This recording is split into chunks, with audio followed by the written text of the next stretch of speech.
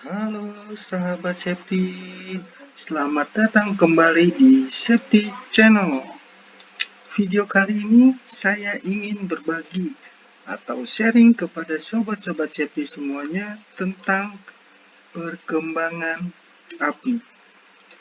Oke sobat, sebelum ke materi, mohon untuk dukung channel kami dengan cara subscribe, like, dan tekan loncengnya agar bisa melihat video-video selanjutnya.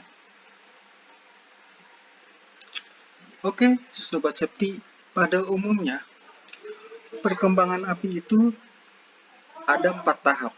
Yang pertama, pembakaran awal atau incipient, ground atau perkembangan api, kebakaran puncak atau fueling, dan yang terakhir, tahap kebakaran reda atau subside. Nah, Sobat Septi, yang pertama adalah tahap kebakaran awal atau tahap api awal. Tahap pertama ini dimulai ketika panas, oksigen, dan sumber bahan bakar bergabung mengalami reaksi kimia yang menghasilkan api. Proses ini bisa dikenal sebagai ignition atau pengapian, dan biasanya diawali dengan api yang masih sangat kecil. Pada tahap ini, alat pemadam api ringan dapat mengendalikan api. Nah, Sobat Septi, ini tahap kebakaran awal atau api awal ini adalah proses ignition atau pengapian awal. Nah, kalau ini kita bisa kendalikan, tidak akan terjadi kebakaran hebat. Tapi, jika pada saat api awal kita tidak kendalikan, maka bisa menjadi kebakaran tumbuh sampai flashover. Nah, pada umumnya, tahap kebakaran awal ini bisa kita padamkan dengan alat pemadam api ringan. Nah, ini contoh gambarnya sahabat Septi ya. Ini ilustrasi di rumah pada saat kebakaran awal. Nah, kalau memang di rumah, di gedung, atau dimanapun memiliki smoke atau heat, dia akan terdeteksi melalui panel kontrol alarmnya. Yang kedua, ground atau tahap perkembangan. Dengan nyala api awal sebagai sumber panas, bahan bakar tambahan ikut menyala. Nah, ini perpindahan panas secara konveksi, radiasi memicu lebih banyak permukaan yang lebih luas. Ukuran api meningkat dan asap mencapai langit-langit.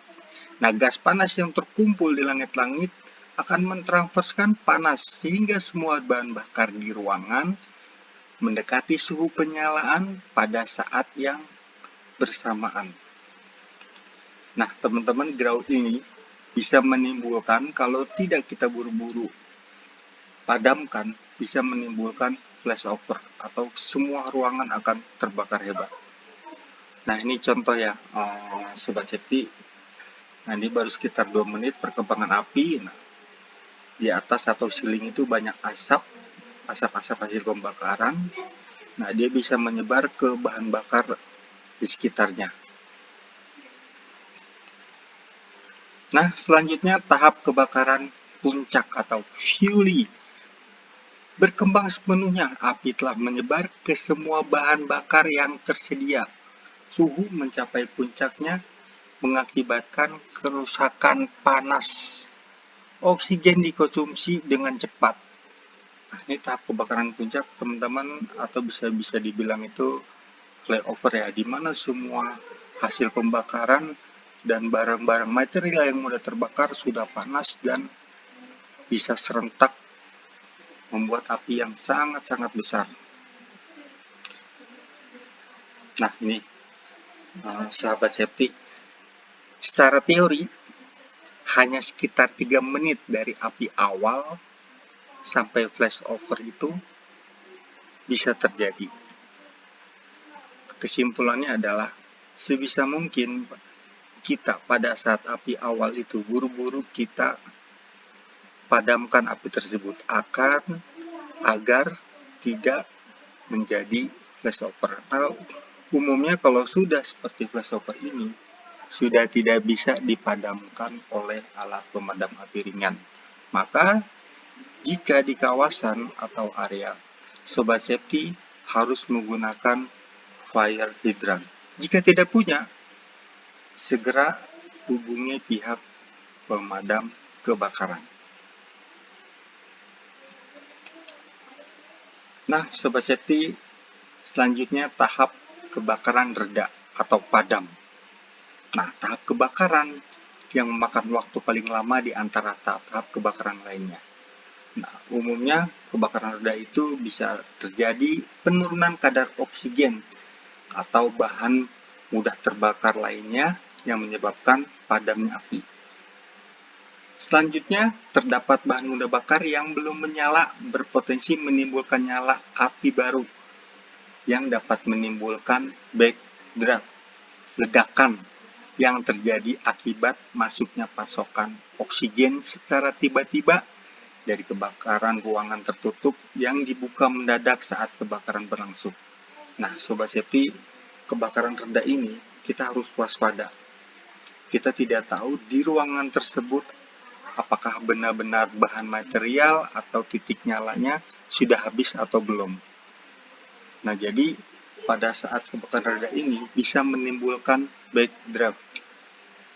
Backdraft itu adalah ilustrasinya seperti ruangan yang terbakar lalu memiliki bahan bakar yang belum terbakar atau kadar oksigen sudah turun. Tetapi jika kadar oksigen masuk bisa menimbulkan ledakan. Nah, ini Sobat Safety, gambaran contohnya ya. Kebakaran dalam ruangan tertutup kehabisan oksigen. Nah, bila ada kesempatan udara masuk, akan terjadi ledakan. Nah, nih, Sobat Safety, ini ada contoh 5 gambar ya, pada saat percobaan tentang backdraft. Nah, gambar pertama, tim menutup api yang terbakar pada ruangan tersebut. Nah, yang kedua sudah tertutup. Nah, gas-gas pembakaran keluar sedikit-sedikit. Terus sampai kelihatan benar-benar kalau dilihat dengan kasat mata api sudah padam. Nah, pada saat gambar ketiga, pintu tersebut dibuka. Nah, pada saat dibuka itulah oksigen masuk ke ruangan tersebut. Nah, bisa lihat di gambar nomor 4 ya.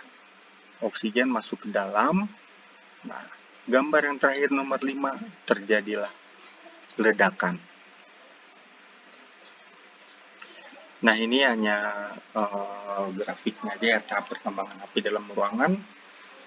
Itu penyalaan api muncul, ruangan api masih relatif kecil, pengembangan awal, penyalaan serentak, pengembangan penuh, dan surut. Ini fenomena kebakaran dari source energi, lalu pembakaran awal, tumbuh, flashover. Nah, pada saat flashover ini bisa masuk kategori sekitar 600 sampai 1000 derajat Celcius ya. Nah, lalu setelah bahan bakar atau kadar oksigen menurun akan padam. Oke, sahabat safety, terima kasih banyak sudah selalu mengikuti channel kami. Terus dukung channel kami. Jangan lupa untuk subscribe, like, dan tekan loncengnya. Dan jangan lupa ya untuk komen, untuk kita sharing-sharing mengenai video-video yang saya upload. Terima kasih semuanya, sahabat safety.